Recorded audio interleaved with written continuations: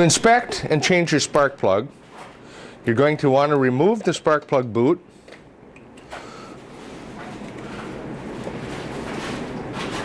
accessing the plug. Using a 13/16 plug socket, slide that over the top so you feel it securely, and then turning counterclockwise to loosen.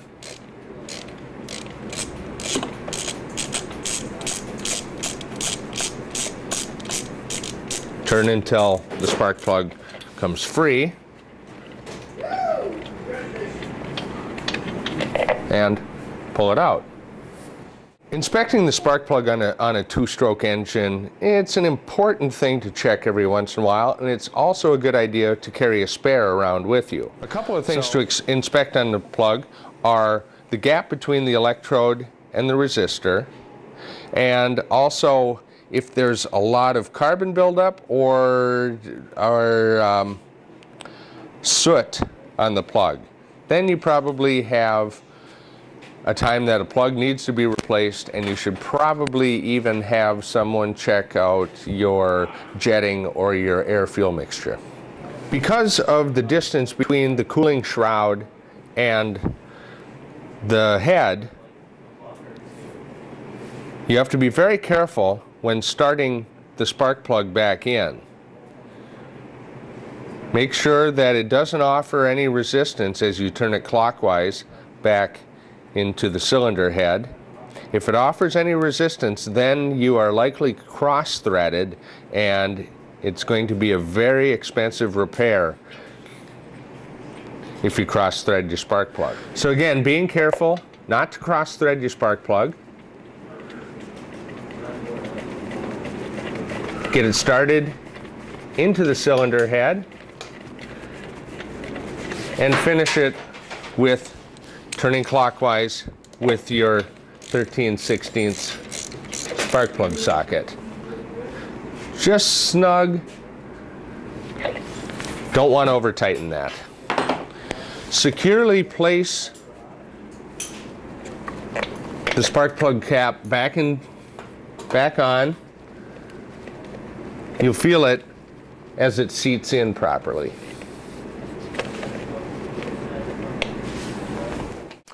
We're going to do an oil change on the Stella motor now. The Stella and very few other vintage Vespas employ a shroud that needs to be removed.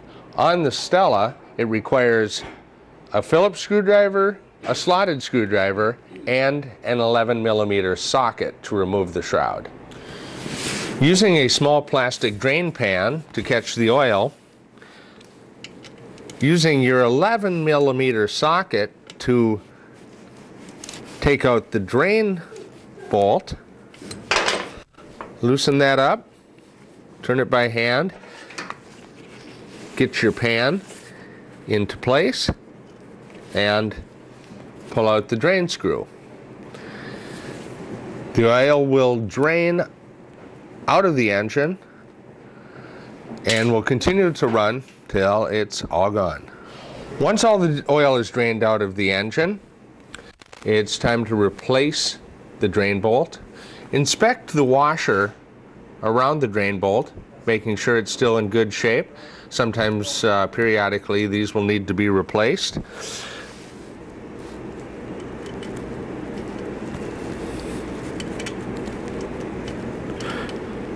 Threading the drain bolt back in clockwise. Again, being careful not to cross thread. Get it snug. I like to wipe off any excess oil in the area, and then taking my 11mm socket, just securely, snugly tightening the drain bolt back into place. Being careful not to over tighten that. Now it's time to refill the oil. This is your filler hole. A slotted screwdriver, and you want a nice big slotted screwdriver for this because you need something that's going to have some torque. This screw is often very tight. Getting it into place, turning it until it comes loose, and then turning it counterclockwise to remove it.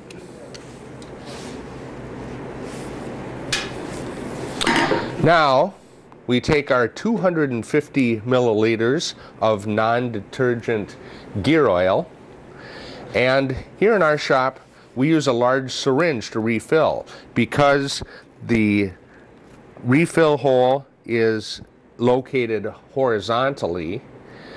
We use the syringe so that we can both rapidly and without making a big mess put the oil back in. I've seen people use things such as like a restaurant ketchup or mustard bottle in order to put the oil in.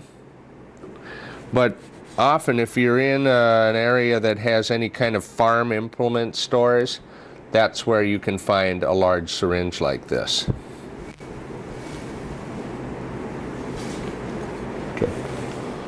Once you've got the 250 milliliters of oil back into the engine, carefully start the screw into place, turning clockwise, being careful not to cross thread.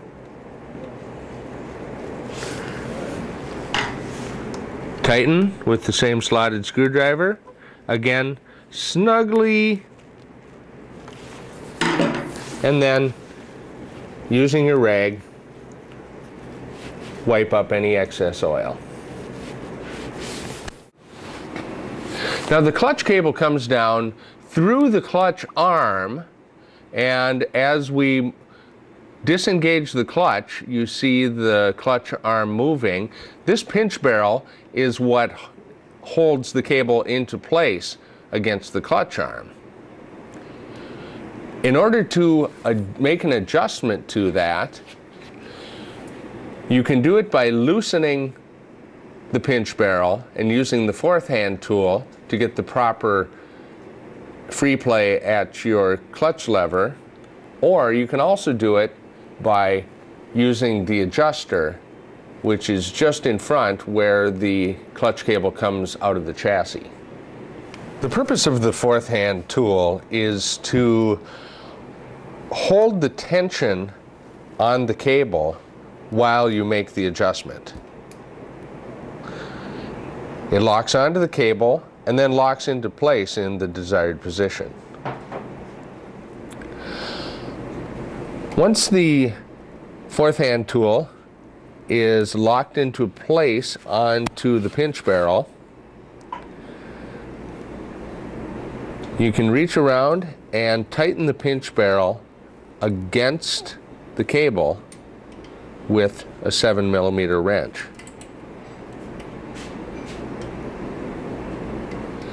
The clutch cable comes out of the chassis through the adjuster and to the clutch arm.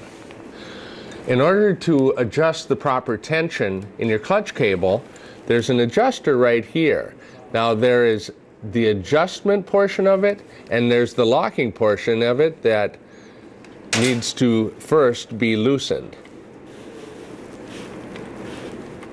Once the lock nut is loosened, you can turn the adjuster counterclockwise to tighten the tension on your clutch cable. Once you have gotten the proper amount of free play in your hand lever, tighten the lock nut back into place.